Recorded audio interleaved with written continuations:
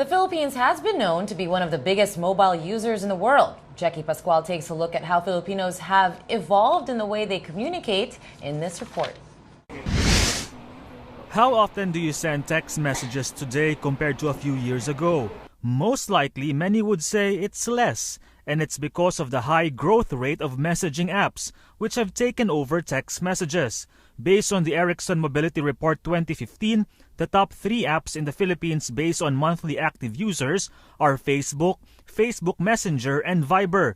Messaging apps also took the top spots in Southeast Asia.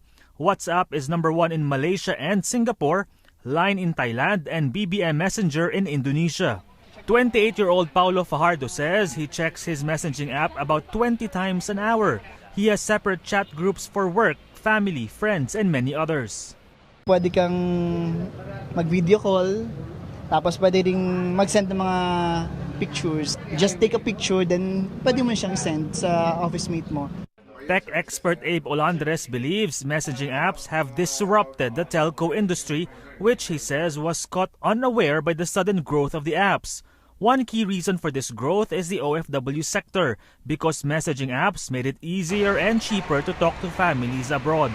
The telcos are able to somehow come up with new services or new bundles that they call it, to be able to compensate for the loss in revenue coming from calls and SMS. Crystal Lee, Viber Director for Southeast Asia, says the Philippines has nearly 22 million users. She adds a popular feature of messaging apps are stickers, which are also big income generators for apps. Lee reveals they had to create 30 to 40 expressions for the Filipino market, more than any ASEAN country, which usually have only 10 expressions.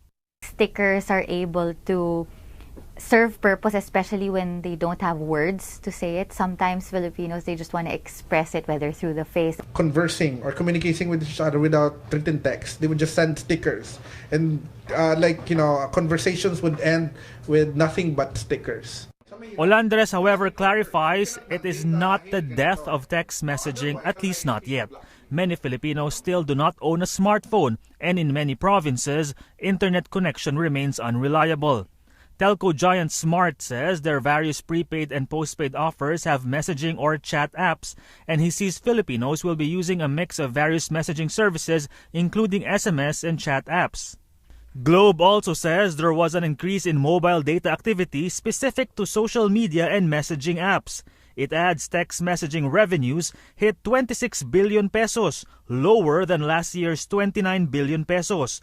Globe attributes the drop to the popularity of chat apps. Messaging apps are changing the way Filipinos communicate and altering the way people do business. Jackie Pascual, ABS-CBN News.